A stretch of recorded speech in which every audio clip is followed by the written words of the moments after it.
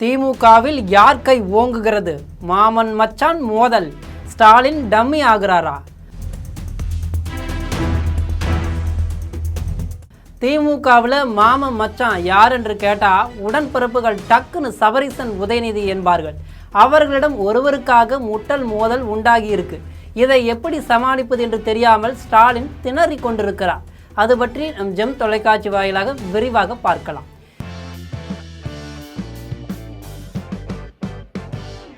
வியூக வகுப்பாளரான சுனில் கனுகோலுவை வைத்து திமுக மேலிட குடும்பத்தில் நடந்திருக்கும் பஞ்சாயத்து தான் அறிவாலய வட்டாரத்தில் இப்போது அனல் பறக்கும் விவாதமாக மாறியிருக்கு. சுனிலை பயன்படுத்தி திமுக தலைவர் ஸ்டாலினின் மகன் உதயநிதியும் மருமகன் சபரீசும் மோதிக்கொண்டதாக சொல்கிறார்கள் விவரம் அறிந்த திமுக பெருந்தலைகள். கர்நாடகாவின் பெல்லாரியைச் சேர்ந்தவர் சுனில் கனுகோல். வியூக வகுப்பாளரான அவர் 2016 சட்டமன்ற தேர்தலில் திமுகவுக்காக பணியாற்றினார். அப்போது ஸ்டாலினின் நமக்கு நாமே சுற்றுப்பயணத்தை வடிவமைத்து செயல்படுத்தியவும் சுனில்தான். 2021 அதிமுகக்கு தேர்தல் பணியாற்றியவர் பின்னால் திமுக இளைஞரணி செயலாளர் உதயநிதியின் டீமில் இணைந்து கொண்டார். கடந்த திமுக ஆட்சியில் உதயநிதி துணை முதலமைச்சரான பிறகு அவரின் ஆஸ்தான அரசியல் ஆலோசகராகவும் மாறிப்போனார். 2026 தேர்தல் ரிசல்ட்டில் எந்த கட்சிக்கும் அறுதி பெரும்பான்மை கிடைக்காத நிலையில் திமுக அதிமுக கூட்டணிக்கு உதயநிதி முயன்றார். அப்போது இந்த திட்டத்தால் திமுகவுக்கு என்ன பயன் என்று ஸ்டாலினிடம் விளக்கியவர் சுனில்தான். அந்த அளவுக்கு உதயநிதியின் நம்பிக்கை பெற்ற சுனிலை திமுகவுக்குள்ளே எடுத்துக்கொள்வதா வேண்டாமா என்பதில்தான் பஞ்சாயத்து வெடித்திருக்கிறது. திமுகவின் தோல்விக்கு யார் பொறுப்பேற்பது என்ற பஞ்சாயத்து தான் திமுக மேலிட குடும்பத்தில் களை கட்டி இருக்கிறது. பெண் நிறுவனத்தின் தவறான சர்வே முடிவுகள், வியூகங்களால் தான் நாம் தோற்றோம் என்று உதயநிதி குற்றம் சாட்டுகிறார். போதாத குறைக்கு திருப்பூர் செல்வராஜின் உறவினர் ஒருவர் வேட்பாளர் தேர்வில் அடித்த கொட்டத்தையெல்லாம் எடுத்து பேசவும் டென்ஷன் ஆகிவிட்டார் சபரீசன்.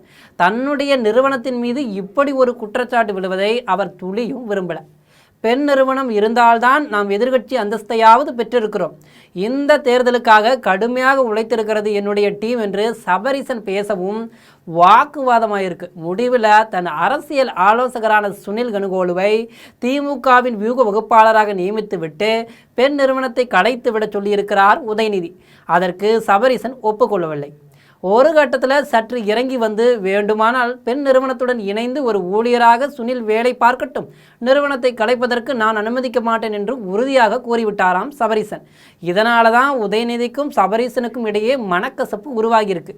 இருவருக்கும் இடையேயான பஞ்சாயத்தை தலைவர் ஸ்டாலினால் பேசி சமாளிக்க முடியல.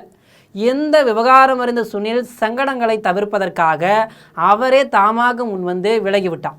கர்நாடகாவில் இன்னும் 2 ஆண்டுகளில் சட்டப்பேரவை தேர்தல் நடைபெற இருக்கு. அதற்காக காங்கிரஸ் கட்சிக்கு வேலை பார்க்க பெங்களூருக்கு கிளம்பிட்டார்.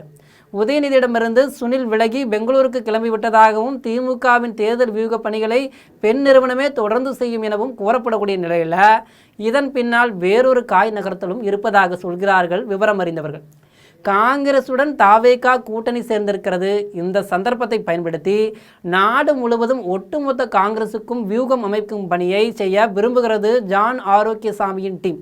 ஏற்கனவே காங்கிரசுக்கு வேலை பார்த்தவர் என்பதால் அந்த கட்சியின் ப்ளஸ் மைனஸ்கள் அத்தனையும் ஜானுக்கு அத்துபடி. இடையே காங்கிரஸுக்குள்ளே சுனில் புகுந்ததால்தான் ஜான் வெளியேற வேண்டியதாகிவிட்டு இப்போது நிலைமை மாறி இருக்கிறது. ஜான் லேட்டஸ்ட் மூவ் தெரிந்ததால் தான் திமுகவிடம் அடைக்கலமாக விரும்பப்பட்டார். சுனில் கனுகோலு அதற்கு சபரீசன் அனுமதிக்கவில்லை. 2016 தேர்தலை அவரை வைத்து கொண்டுதான் சந்தித்தோம், ஆனால் வெற்றி பெறவில்லை. ஜெயலலிதாவின் அரசியல் காய் நகர்த்தலை கூட கணிக்க தவறியவர்தான் சுனில் என்று ஸ்டாலினிடமே பேசி சுனிலுக்கு கேட் போட்டுவிட்டார் சபரீசன். வேறு வழியே இல்லாமல் பெங்களூருக்கு ஓடுகிறார் சுனில். கையில் இருக்கும் கர்நாடக காங்கிரஸ் ப்ராஜெக்டையாவது காப்பாற்றி கொள்ள மெனக்கெடுக்காக ஓடுகிறார் சுனில்.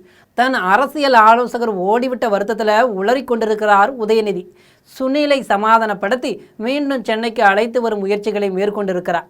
விஜயை வீழ்த்துவதற்கு சுனில் இருந்தால்தான் முடியும் என்று ஸ்டாலினை நம்ப வைக்கும் முயற்சிகளும் ஒரு பக்கம் நடக்கின்றன. ஆனால் சபரீசன் உறுதியாக இருப்பதால் கதவு இறுக்கமாக அடைக்கப்பட்டதாகவே சொல்லப்படுகிறது. இது போன்ற அரசியல் செய்திகளை உடனுக்குடன் தெரிந்து கொள்ள ஜெம் தொலைக்காட்சியுடன் தொடர்ந்து இணைப்பில் இருங்கள். நன்றி, வணக்கம்.